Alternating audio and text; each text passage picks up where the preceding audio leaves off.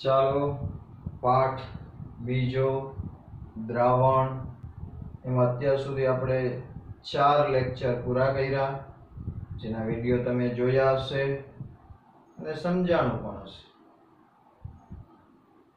હવે આપણે video lecture 5 માં જઈએ.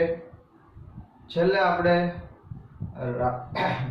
બાષ્પશીલ દ્રાવ્ય અને બાષ્પશીલ દ્રાવક બે બાષ્પશીલ હોય એના માટે રાઉલ્ટનો નિયમ ભણ્યા હતા. તો હવે આપણે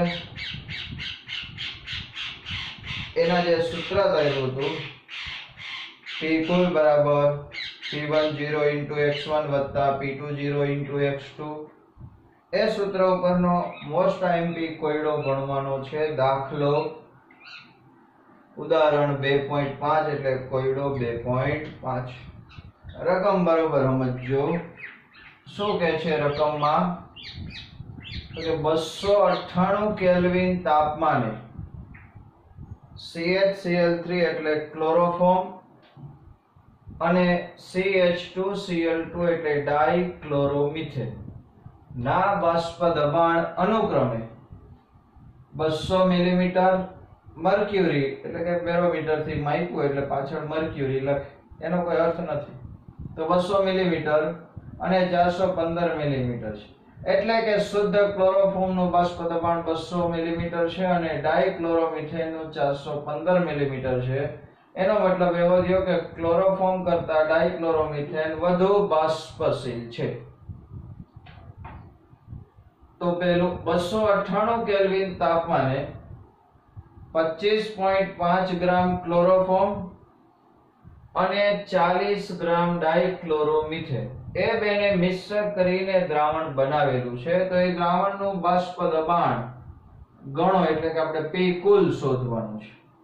અને બીજો પ્રશ્ન છે બાષ્પ કલામાં રહેલા દરેક ઘટકના મોલંશ ગણો. તો સમજો આપણને બે ઘટક ક્લોરોફોર્મ ને ડાઇક્લોરોમિથેન ના શુદ્ધના બાષ્પ દબાણ આપ્યા છે, એટલે આપણે ડેટા તારવી લઈએ. P0 chloroform 200 millimetre, P0 ડાઇક્લોરોમિથેન 415 millimetre, બે શુદ્ધના બાષ્પ દબાણ છે. બીજું આપણી પાસે રકમમાં આના વજન છે. તો પહેલા આપણે કુલ દબાણ શોધવા માટે ગણતરી કરીએ. તો આપણને સૂત્ર ખબર છે કે P કુલ બરાબર ક્લોરોફોર્મ નું દબાણ અને ડાઇક્લોરોમિથેન ના આંશિક દબાણનો આપણે સરવાળો કરો. બેના આંશિક દબાણ શોધવા પડશે. તો આંશિક દબાણ શોધવા માટે પહેલા બેના મોલ જોશે. મોલ ઉપરથી મોલંશ ગણશું, મોલંશ ઉપરથી પછી આગળ મેં. તો પહેલા ક્લોરોફોર્મ ના મોલ શોધી. N ક્લોરોફોર્મ, તેનું વજન છેદમાં અણુભાર, એનું વજન 25.5 છે. અણુભાર ગણતરી કરીને મેળવો છે 119.5. કેવી રીતના મળે? તો ક્લોરોફોર્મ માં કાર્બન નું પરમાણુ ભાર 12, હાઇડ્રોજન નું 1 અને ક્લોરીન નું 35.5, એવા 3 ક્લોરીન બધાનો સરવાળો કરો એટલે ગણતરી કરીને 119.5 આવે. ભાગાકાર કરો તો આપણને આ મળી ગયા ક્લોરોફોર્મ ના મોલ. એવી રીતે ડાઇક્લોરોમિથેન નું વજન છેદમાં અણુભાર 40 ગ્રામ વજન 85 અણુભાર છે. ભાગાકાર કરો 0.0. આ પરમાણુ ભાર આપ્યા હોય એના ઉપરથી તમારે પરમાણુ ભારનો સરવાળો કરી અણુભાર ગણવાના થાય. હવે તો બહુ સિમ્પલ છે એટલે મેં સીધા મૂકી દીધા છે. ચલો કુલ મોલ કેટલા થયા? તો કે બેના મોલનો સરવાળો 0.213 0.47 કેટલું થશે? 0.683. હવે મારે ક્લોરોફોર્મ ના મોલ અંશ શોધવા છે. મોલ મળી ગયા. તો મોલ અંશ શોધવા હોય તો ઉપર ક્લોરોફોર્મ ના મોલ, નીચે કુલ મોલ. ક્લોરોફોર્મ ના મોલ કેટલા મળ્યા હતા? 0.213. કુલ મોલ 0.683. ભાગાકાર કરો. આ મળી ગયા આપણને ક્લોરોફોર્મ ના મોલ અંશ 0.312. તો એવી રીતે ડાઇક્લોરોમિથેન ના મોલ આ રીતે ગણો તોય હાલે, અથવા બેયનો સરવાળો એક જ થાય. આપને ખબર છે તો એકમાંથી બાદ કરી દીધા એટલે કોના મળી ગયા? ડાઇક્લોરોમિથેન ના મોલ. બેયના મોલ મળ્યા છે. શું મળ્યા છે? બેયના મોલ અંશ. આ ક્લોરોફોર્મ નો મોલ અંશ, આ ડાઇક્લોરોમિથેન ના મોલ અંશ મળી ગયા. હવે આપણે આ સૂત્ર મૂકવું છે P કુલ એટલે બે ઘટકના આંશિક દબાણનો સરવાળો. તો PCl એટલે કે ક્લોરોફોર્મ વત્તા ડાઇક્લોરોમિથેન. પણ આપને ખબર છે PCl3 એટલે આવ્યો તો P બરાબર P10 into x1, P2 બરાબર P20 into x2. એની જગ્યાએ P ક્લોરોફોર્મ તો અહીં મૂકી દો P0 chloroform into x chloroform. એના શુદ્ધનું બાષ્પ દબાણ ગુણ્યા એના મોલસ. એવી રીતે P ક્લોરોફોર્મ મેળવ્યું છે, સોરી ડાઇક્લોરોમિથેન, તો P0CHCl2 into HCl2 એટલે આ બેના આંશિક દબાણ થઈ ગયા. આ ચારે કિંમતો છે આપણી પાસે. ચાલો આ શુદ્ધનું દબાણ 200, એના મોલસ આપણે અહીંયા ગણ્યા 0.312. શુદ્ધ ડાઇક્લોરોમિથેનનું બાષ્પ દબાણ રકમમાં આપ્યું છે 0.415, એના મોલસ 0.688. હા બધાનો મેં હિસાબ કેલ્ક્યુલેટર થી કરી લીધો એટલે આપણને જવાબ મળી ગયો 347.9. એ કોનું મળ્યું? તો કે કુલ દબાણ મળી ગયું. તો આપણો એક પ્રશ્ન પૂરો થઈ ગયો, કુલ દબાણ શોધી. હવે આપણે બીજો પ્રશ્ન એવો છે કે આ બેયના બાષ્પ કલામાં રહેલા ઘટકના મોલન શોધો. કેમાં શોધવાના છે? બાષ્પ કલામાં મોલન શોધવા માટે આપણે કાલે સૂત્ર ધાર્યું હતું P1 બરાબર Y1 into P કુલ. યાદ છે? તો એના જેમ આ સૂત્રનો ઉપયોગ કરવો. ચાલો, તો P ક્લોરોફોર્મ બરાબર Y ક્લોરોફોર્મ. Y એટલે મોલન્સ છે, પણ ક્યારે? બાષ્પ કલામાં. અને P કુલ. તો અહીંયા P ક્લોરોફોર્મ નું આ દબાણ મારી પાસે નથી, P0 છે, પણ આ ક્યાંથી મળશે? તો કે આ રહ્યું સૂત્ર. P ક્લોરોફોર્મ બરાબર P0 chloroform into X chloroform. બેનો ગુણાકાર કરી લ્યો, શુદ્ધ દબાણ અને એના મોલસ નો ગુણાકાર. આ ગુણાકાર કર્યો 62.4 મેં આ મૂકી દીધા. Y ક્લોરોફોર્મ શોધવાના છે. ક્લોરોફોર્મ નામ કુલ દબાણ છે આપણી પાસે 347.9. તો આને કરતા બની દવા છેદમાં જાય તો શું થાય? Y ક્લોરોફોર્મ બરાબર 62.4 ભાગ્યા 347.9 ભાગાકાર કરો 0.189 આવે એટલે એને એપ્રોક્સિમેટ 0.18. આ કોના મોલન્સ આવ્યા? ક્લોરોફોર્મમાં. ક્યાં? બાષ્પ અવસ્થામાં. દ્રાવણમાં એના મોલન્સ કેટલા હતા? જો એ 0.312 હતા, પણ બાષ્પ અવસ્થામાં મોલન્સ 0.18 છે. દ્રાવણમાં ડાઇક્લોરોમિથેનના મોલસ 0.688 હતો. આના ગણવા છે. ચાલો, તો હવે આપણે ખબર છે બેયના મોલસનો સરવાળો એક જ થાય. બાષ્પમાં હોય તો એક ને દ્રાવણમાં હોય તો એક જ થાય. તો અહીંયા મેં બાષ્પ અવસ્થામાં ક્લોરોફોર્મના મોલસ ગણી લીધા છે, ડાઇક્લોરોમિથેનના ગણવા છે. બેયનો સરવાળો એક થાય તો આ કિંમત અહીંયા મૂકી દીધી અને કરતા બનાવી દઉં તો ડાઇક્લોરોમિથેનના બાષ્પ અવસ્થામાં મોલસ કેટલા થયા? તો કે 1 માઈનસ 0.18 એટલે 0.82. તો બહુ સિમ્પલ દાખલો છે, કોઈ પણ સૂત્ર વાપરીને તમે કરી શકો, પણ આ સૌથી સરળ રીત આપણે વાપરી છે. બરોબર જોઈ લો, એકદમ સિમ્પલ દાખલો. 2 વાર ગણો એટલે આવડી જ જાય. બરાબર, સ્ક્રીનશોટ લઈ લેજો.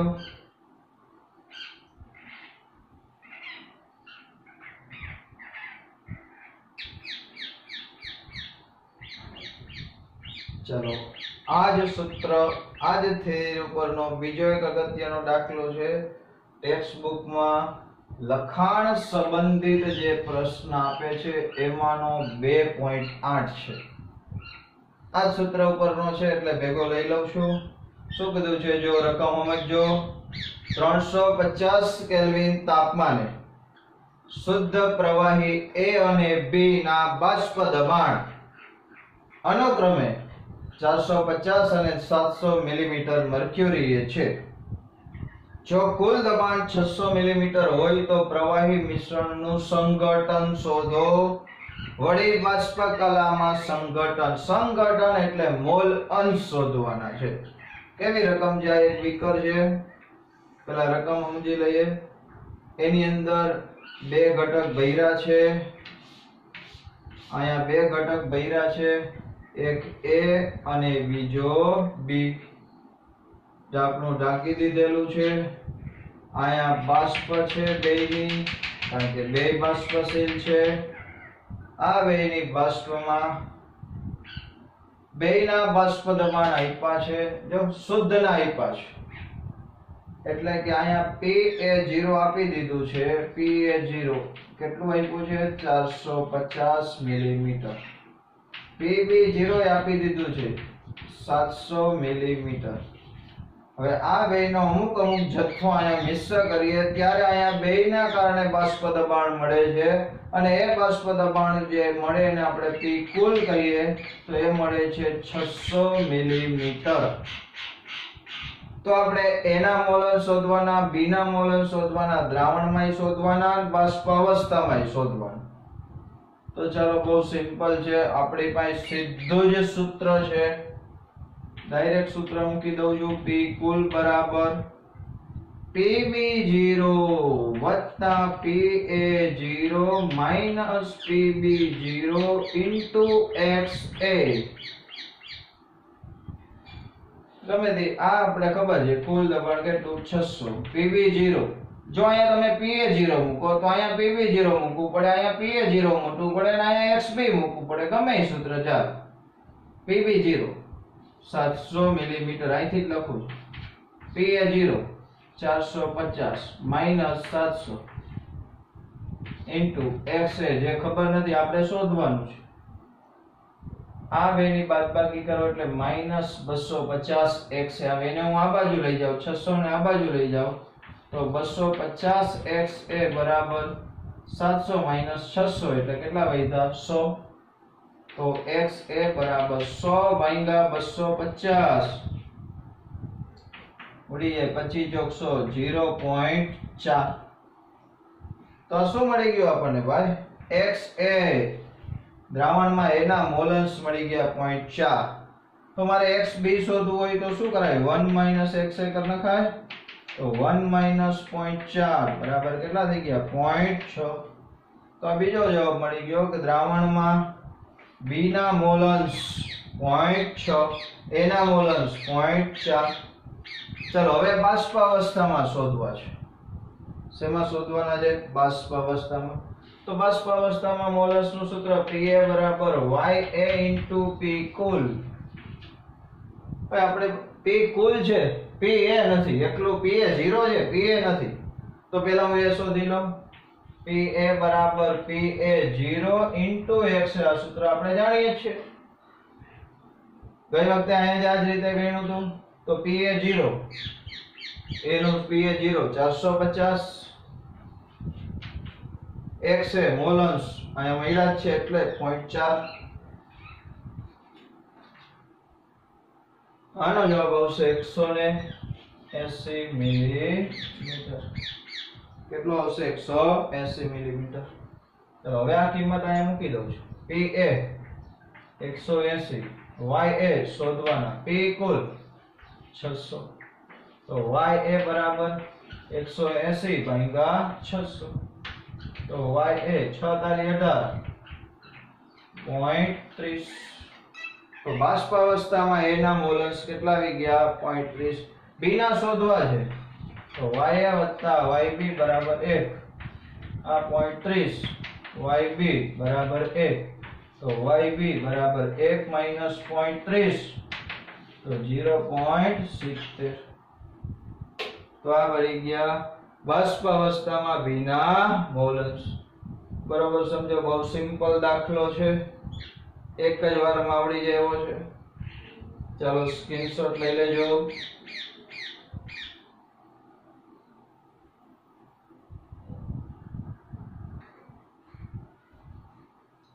ચાલો ત્યાર પછી સાવ ટૂંકો 1 માર્ક 2 માર્કનો પ્રશ્ન છે કે હેનરીના નિયમના વિશિષ્ટ કિસ્સા તરીકે રાઉલ્ટનો નિયમ સમજાવો. ટૂંકમાં હેનરીના અને રાઉલ્ટના નિયમને ભેગા કરવાના. તો ભાઈ હેનરી આવે એટલે દ્રાવ્ય વાયુ હોય અને દ્રાવક પ્રવાહી હોય. દ્રાવ્ય વાયુ અને દ્રાવક વાયુની પ્રવાહીમાં દ્રાવ્યતા માટે હેનરીય નિયમ આપેલો. એટલે અહીંયા બીજી રીતે એમ પણ પ્રશ્ન પૂછાય કે વાયુ દ્રાવ્ય અને પ્રવાહી દ્રાવક થી બને. જો આપણે પહેલા એવું દ્રાવણ લીધું હતું રાઉલ્ટના નિયમ માટે કે જેમાં દ્રાવ્ય અને દ્રાવક બેય પ્રવાહી હતા. હવે આ બીજું એવું દ્રાવણ છે દ્રાવણ પ્રવાહી પણ એમાં દ્રાવ્ય વાયુ છે અને પ્રવાહી દ્રાવક. એના માટે રાઉલ્ટનો નિયમ. તો સમજો રાઉલ્ટના નિયમ, આપણે વાયુને પ્રવાહીમાં ઓગાળી અને દ્રાવણ બનાવીએ તો એ દ્રાવણમાં બે ઘટક થયા. એક વાયુ પણ અત્યારે અંદર છે એટલે દ્રાવ્ય તરીકે છે, અને બીજું પ્રવાહી જે પાણી કે ગમે તેવું. તો 2 ઘટક થયા. તો આપણે રાઉલ્ટનો નિયમ ખબર જ છે કે દરેક ઘટકનું આંશિક દબાણ એના મોલ અંશના સમપ્રમાણમાં હોય. તો અહીંયા દ્રાવ્ય માટે હું દ્રાવ્યને 1 નંબર આપું છું સમજવા માટે. આમ તો 2 અપાય પણ આ સમજવા માટે 1 આપ્યો છે. દ્રાવ્ય એક ઘટક છે, એ બાષ્પશીલ જેમ સમજી લે, કારણ કે વાયુ બાષ્પશીલ જ હોય. તો ઘટક તરીકે લઈએ તો એ વાયુનું આંશિક દબાણ આપણે લેવું હોય તો શું લખાય? P બરાબર P1 બરાબર P10 x1, જ્યાં P1 એટલે જો વાયુની વાત કરીએ તો વાયુનું આંશિક દબાણ, P10 એટલે એકલા વાયુનું દબાણ, અને x1 એટલે દ્રાવણમાં વાયુના મોલ અંશ. તો આ કોના મુજબ લખ્યું આપણે? રાઉલ્ટના નિયમ મુજબ. પણ આજ P1 એટલે આંશિક બાષ્પ દબાણ છે, યાદ રાખજો. તો હવે વાયુની પ્રવાહીમાં દ્રાવ્યતા માટે હેનરીનો નિયમ શું હતો? તો કે P બરાબર kH * x, જ્યાં P એટલે વાયુનું આંશિક દબાણ, kH હેનરી અચળાંક ને x એટલે મોલ અંશ. તો વાયુને જો અહીંયા 1 કીધો છે, અહીંયા 1 કહું તો આ સૂત્ર બની ગયું P1 બરાબર kH * x1. તો આ બે સૂત્રને હરખાવો, બસ આટલું જ સમજવાનું છે કે અહીંયા x1 એટલે વાયુના મોલ અંશ હોય તો અહીંયા x1 એ વાયુના મોલ અંશ જ છે. અહીંયા P1 એટલે વાયુનું આંશિક દબાણ છે તો અહીંયા P1 વાયુનું આંશિક દબાણ જ છે. તો ફરક શું છે આ બે સૂત્રમાં? તો કે અહીંયા P1 0 છે અચળાંક, ને અહીંયા શું અચળાંક છે? kH.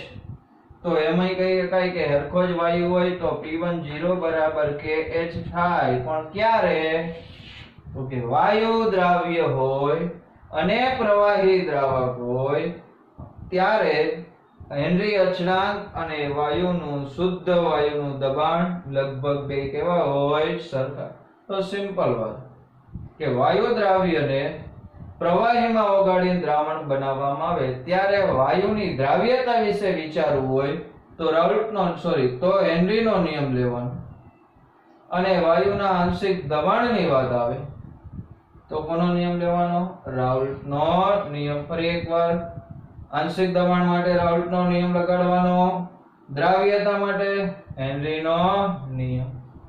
આ હરખું બેયમાં મોલ અંશ સરખા જ છે, બેયમાં P1 આંશિક દબાણ જ છે, તો આ બે લગભગ સરખા જ હોય. એટલે આ બે વચ્ચે કઈક સંબંધ હોવો જોઈએ.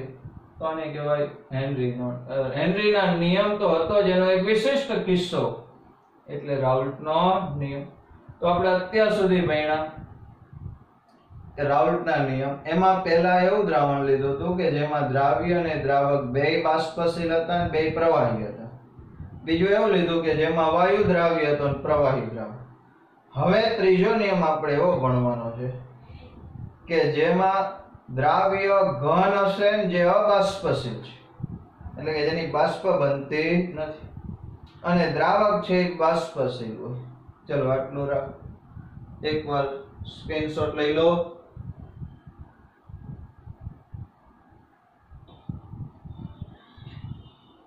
ચાલો, રાઉલ્ટનો ત્રીજો નિયમ કે જેમાં ઘન દ્રાવ્ય પણ ઘન પદાર્થ કેવો છે?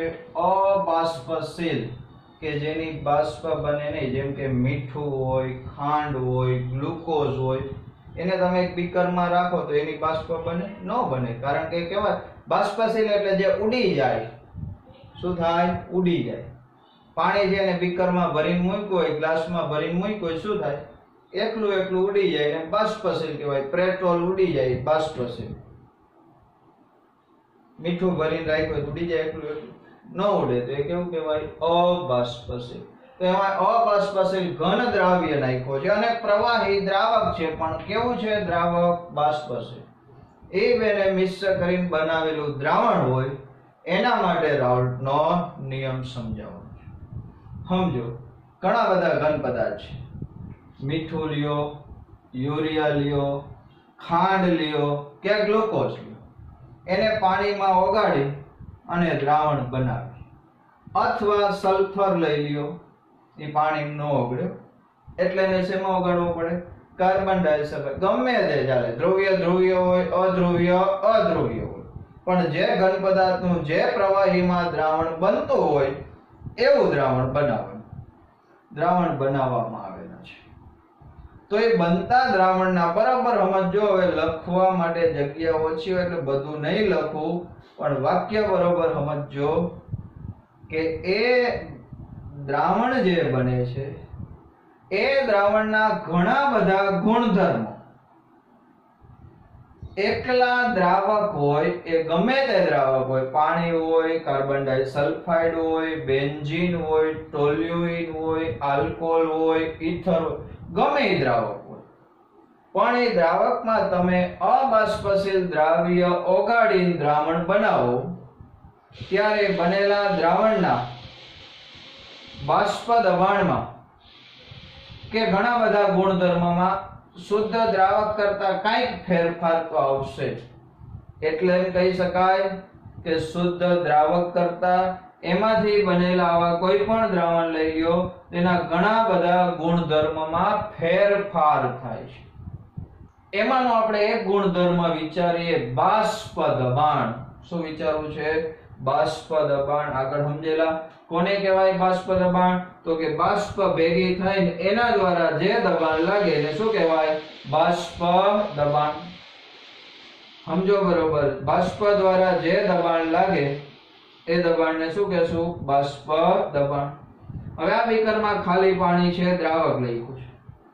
સમજો, આ બીજું બીકર છે, એમાં એટલું જ પાણી લીધું હતું, પણ એમાં અબાષ્પશીલ ઘન પદાર્થ જે દેખાય છે તમને મોટા ટપકા, એ ઘન પદાર્થ ઓગાળેલો જે આવડાવડા ગાંગડા નો, આ તો તમને દેખાય એટલે મોટા દોર્યા છે, તો ઘન પદાર્થ ઓગાળ્યો છે. હવે શું થશે? તો કે બેયના તાપમાન હરખા રાખીએ. ચાલો, બે બીકરમાં હરખી જ સપાટીથી બેયને ઢાંકી દીધા છે, હરખી જ પરિસ્થિતિ છે. આની ધીમે ધીમે બાષ્પ બનશે. અહીંયા મેં વધારે ટપકા કર્યા છે, અહીંયા ટપકા ઓછા છે, એટલે તમને ખબર તો પડી જ જશે કે અહીંયા વધારે બાષ્પ બની છે, અહીંયા ઓછી બની. હરવે હરવે બનતી જશે. આમાં બને પણ સંતુલન સ્થપાઈ ગયું. સમજી લો, શું સ્થપાઈ ગયું? સંતુલન. તો અહીંયા વધારે બાષ્પ બની છે, બાષ્પ વધારે છે, જેટલી બાષ્પ વધારે એટલું બાષ્પ દબાણ વધારે.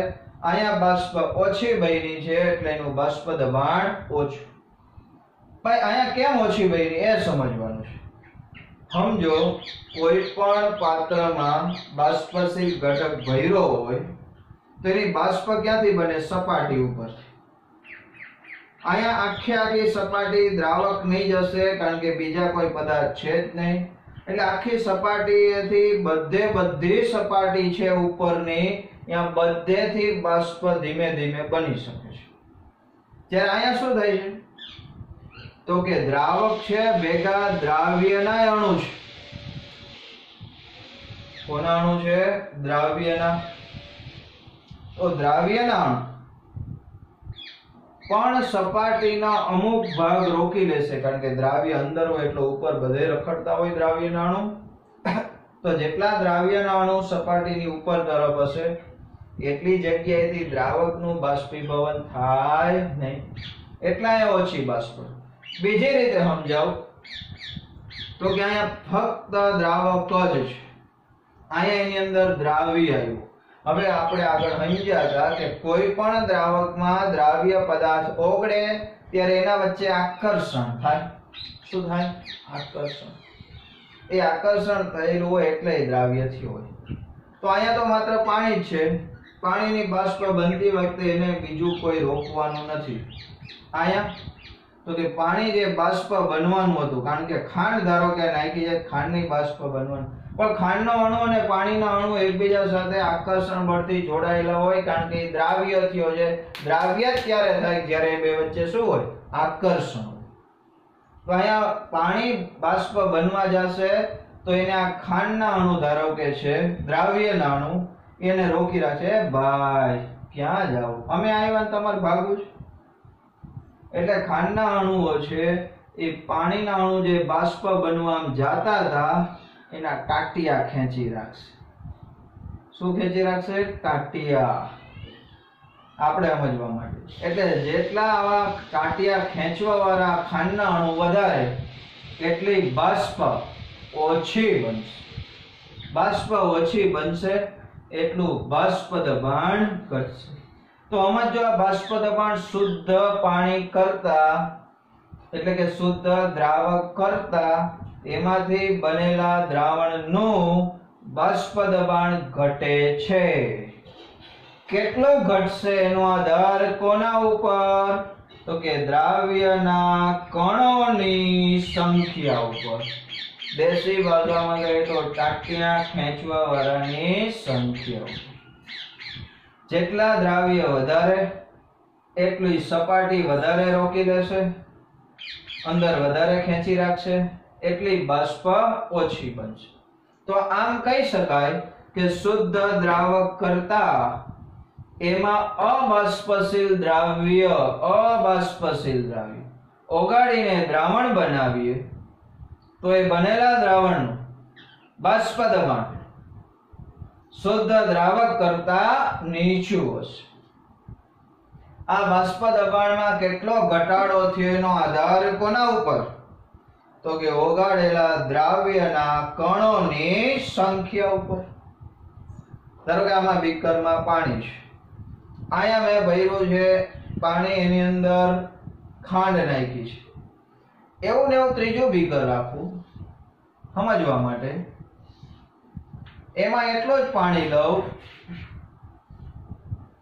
આની અંદર દ્રાવ્ય નાખી દઉં, એનું ઢાંકણું નાખી દઉં, અહીંયા બાષ્પ બનશે. આમાં જો મેં 1 મોલ ખાંડ નાખી હોય ને આમાં મેં 1 મોલ યુરિયા નાખ્યું, ધારો કે ચાલો અહીંયા લખ્યું છે 1 મોલ ખાંડ અને બીજા બીકરમાં શું છે 1 મોલ યુરિયા.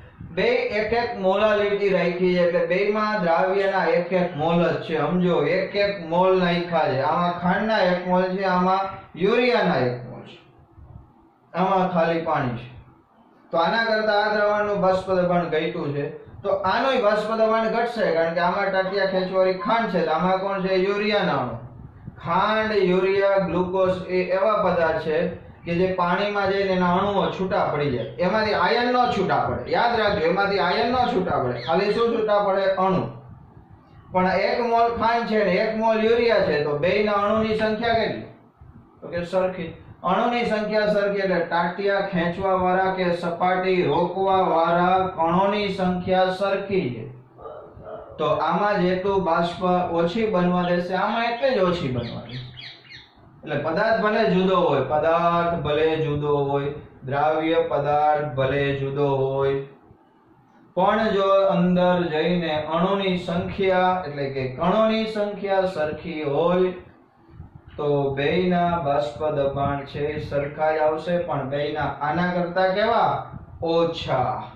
આના કરતા કેવા આવશે? ઓછા. હવે આમાં જે બરોબર સમજાય આટલું. હવે જો કે આના કરતા આનો બાષ્પ દબાણ કર્યું. હવે આ દ્રાવણ બનાવ્યું છે, આ દ્રાવણમાં બાષ્પ દબાણ છે એનો આધાર કોના ઉપર? તો કે પાણી ઉપર. કેમ? તો કે ખાંડની તો બાષ્પ બનતી જ નથી. તો આવા દ્રાવણ માટે આવું દ્રાવણ એટલે કેવું કે જેમાં ઘન દ્રાવ્ય હોય અને પ્રવાહી દ્રાવણ. આવા દ્રાવણ માટે બાષ્પ દબાણ માત્ર દ્રાવકને જ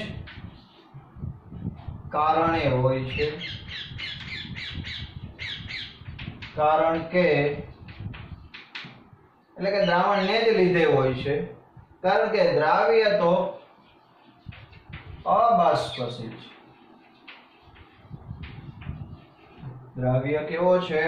અબાષ્પશીલ. ખાલી બાષ્પ કોની બનવાની છે? દ્રાવકની જ બનવાની છે. તો રાવટના નિયમ મુજબ અથવા રાવટે દર્શાવ્યું કે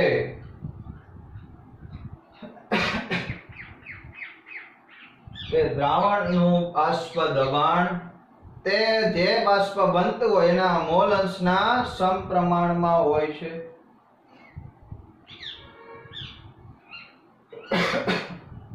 કે બાષ્પશીલ ઘટકનું આંશિક બાષ્પ દબાણ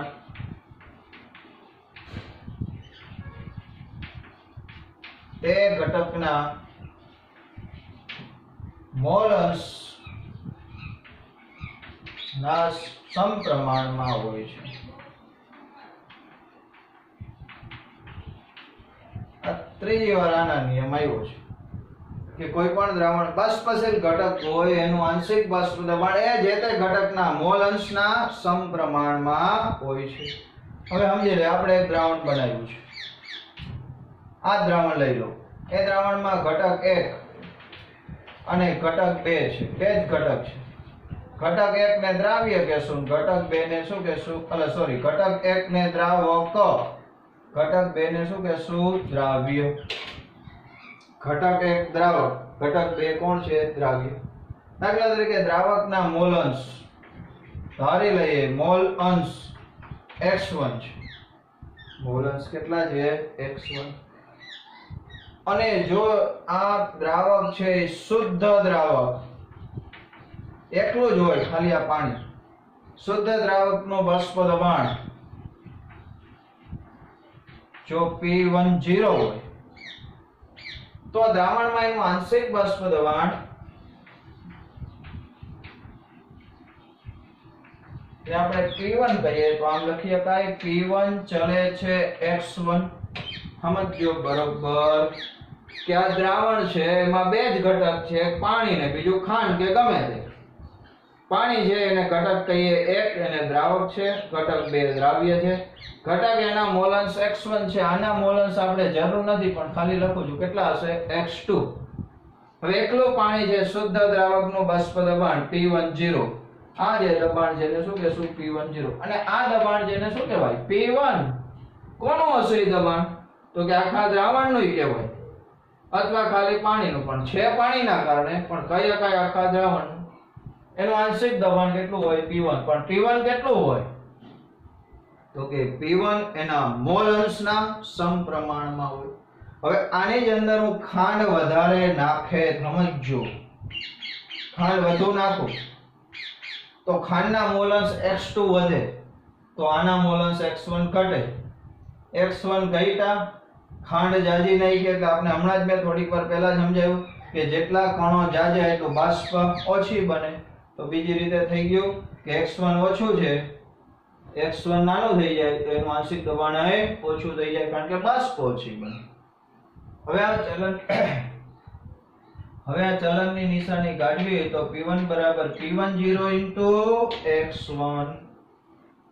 P1 બરાબર P10 into x1 મેં કેમ લખ્યું એ સમજી લઈએ. નાનકડો આલેખ સમજવાનો છે. કોના વિરુદ્ધ કોનો આલેખ છે? તો કે બાષ્પ દબાણ વિરુદ્ધ મોલ અંશનું. કોનો આલેખ સમજવાનો છે? બાષ્પ દબાણ વિરુદ્ધ મોલ અંશ. સમજી લેજો બરોબર.